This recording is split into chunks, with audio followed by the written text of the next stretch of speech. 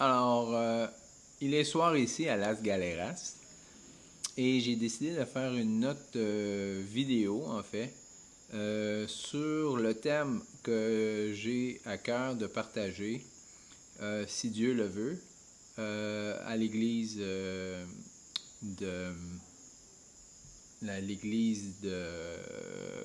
des Adventistes. Alors, le titre du message est responsabilité et conséquences. Responsabilité et conséquences. Alors, beaucoup de gens n'aiment pas ces titres-là, j'imagine, parce qu'on vit dans les derniers temps et les gens d'aujourd'hui aiment les choses agréables. Hein? Et c'est prophétisé. Dans les derniers temps, les gens se donneront une foule de docteurs car ils n'endureront plus la saine doctrine, n'est-ce pas? Ils préféraient entendre des choses agréables.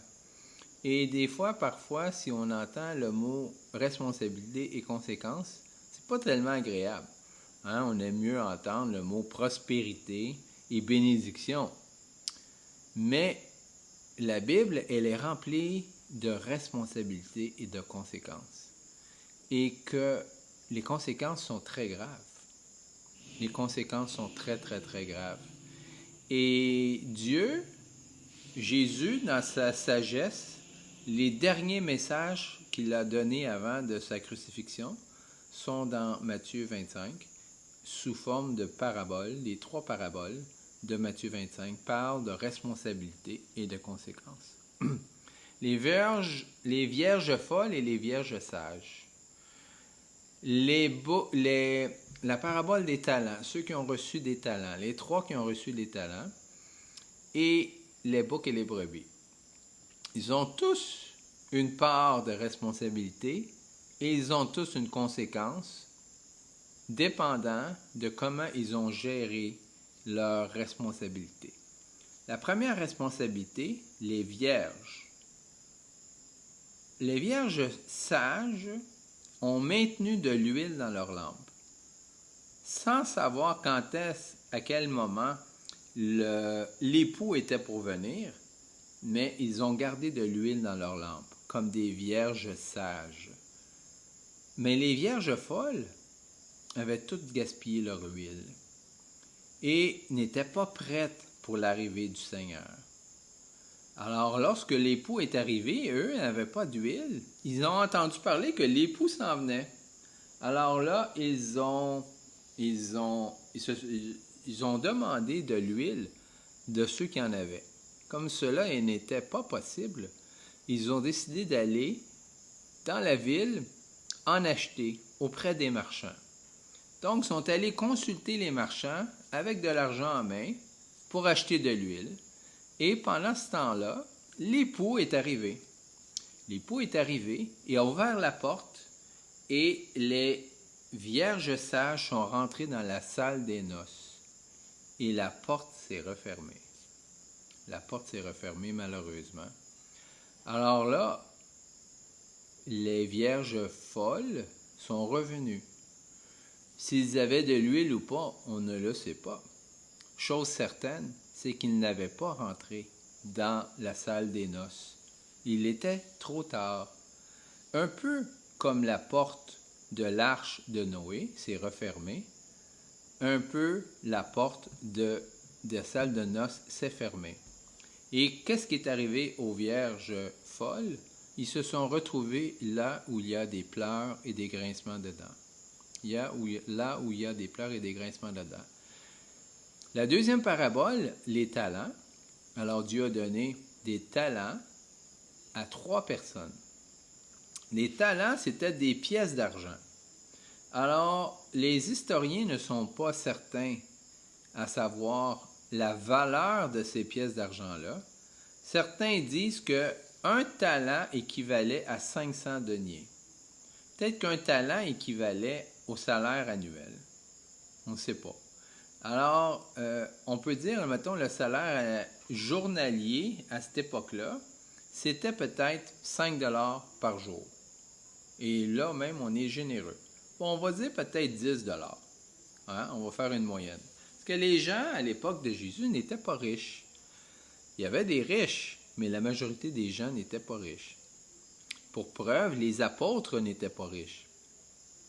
Quand Pierre est sorti pour se diriger vers le temple après la Pentecôte, il a rencontré un mendiant qui était estropié. Il ne pouvait pas marcher. Et le mendiant lui dit, « Donnez-moi quelque chose. J'ai besoin d'argent, j'ai besoin de manger. » Pierre lui a dit, « Nous n'avons ni or ni argent. Nous n'avons ni or ni argent. Mais ce que nous avons, nous te l'offrons. Au nom de Jésus, lève-toi et marche. » Et aussitôt, il se leva et il marcha. Donc, vous voyez, il n'avait pas d'argent à cette époque-là. Il n'avait pas beaucoup d'argent. Alors, les pièces d'argent, il y en a qui disent que ça équivaut à 500 deniers. Donc, admettons 500 journées de travail, ça équivaudrait à 5 000 $ un denier, un talent. 2 talents équivaut à 10 000 $, mettons d'aujourd'hui, et 5 talents équivalerait à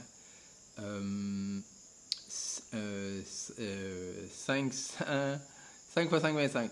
25 000 $. Donc, un salaire annuel serait 5 talents. Un très bon salaire. Donc, les 2 premiers se sont mis à l'œuvre aussitôt qu'ils ont reçu leur talent, mais malheureusement, le 3e n'en a pas fait autant. Il a caché son talent sous le lit. Et à l'arrivée du maître, beaucoup plus tard, il a demandé des comptes au premier, et le premier avait multiplié les talents. Il avait fait profiter ce que son maître lui avait donné. Et le deuxième a fait pareil. Et voyez-vous, Dieu nous donne toutes sortes de choses. Il nous donne des talents, oui, et nous donne de l'argent, et nous donne une bouche, un nez, des oreilles, des mains et des pieds.